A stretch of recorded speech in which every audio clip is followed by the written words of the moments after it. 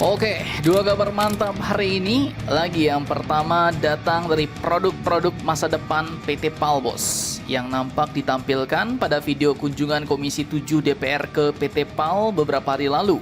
Tak main-main, dalam sebuah slide presentasi, PT PAL pun tampaknya sedang mengembangkan beberapa produk-produk masa depannya, mulai dari USV Kamikaze, KSSR, Destroyer, hingga Aircraft Carrier.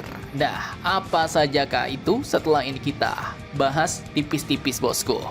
Kemudian kabar kedua datang dari kabar aksesi Indonesia yang mau masuk OECD nih. Kini butuh persetujuan Israel bos. Nah, terkait hal ini, Menko Perekonomian kita Bapak Erlangga pun buka suara. Lantas bagaimanakah sikap Indonesia terhadap Israel mengenai hal ini? Penasaran beritanya? Cus! Mari kita kupas berita lengkapnya satu per satu bosku.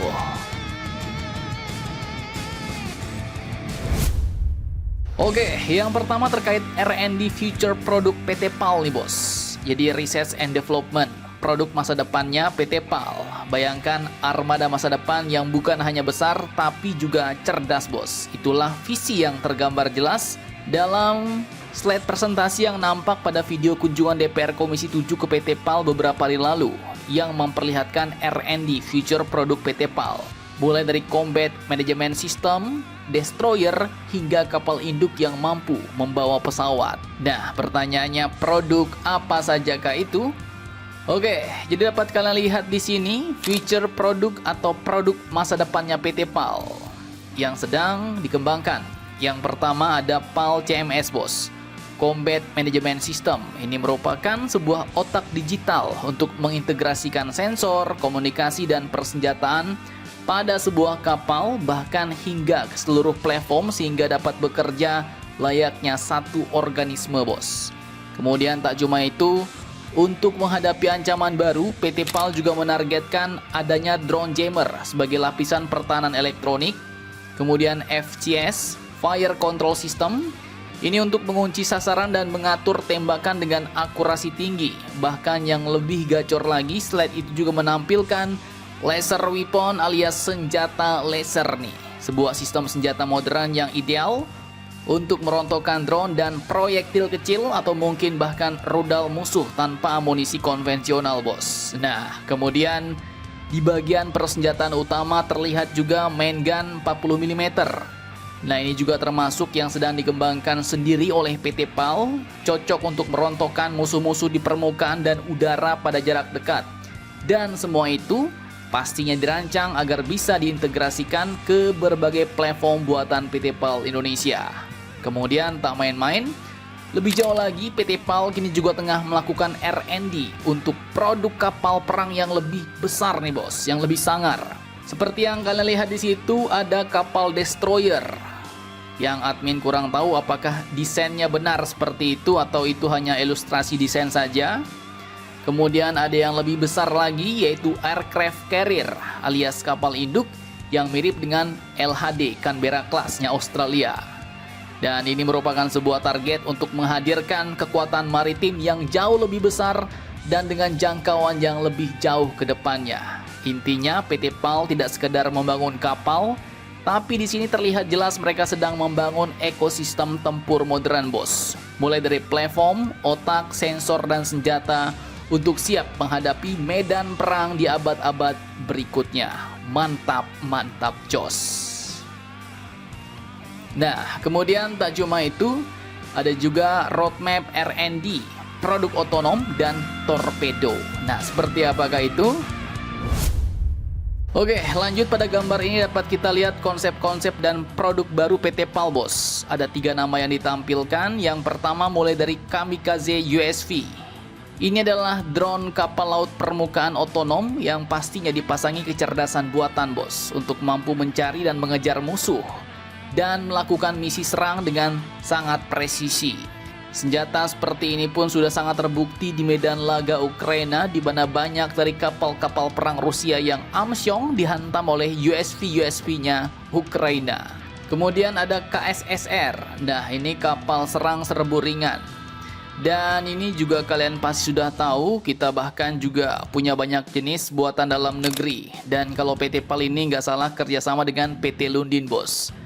KSSR yang mirip dengan speedboat raksasa yang membawa rudal ini pun adalah sejenis kapal taktik berkecepatan tinggi untuk operasi pantai. Dan kalau mengacu pada punya Lundin, maka rudalnya yang digotong adalah rudal NSM alias Naval Strike Missile. Dan yang terakhir, sudah pernah kita saksikan uji cobanya, ini adalah kapal selam otonom tanpa awak yang disingkat KSOT.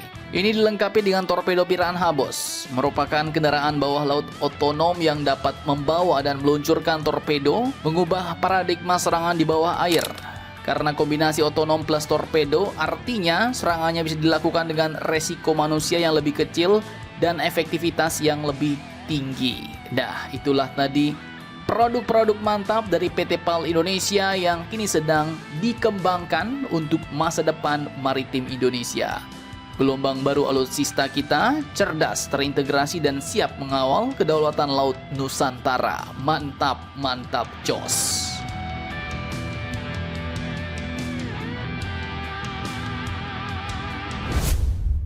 Oke, kabar kedua kini terkait Indonesia yang butuh persetujuan Israel untuk masuk geng ekonominya negara-negara maju barat bos, yaitu OECD.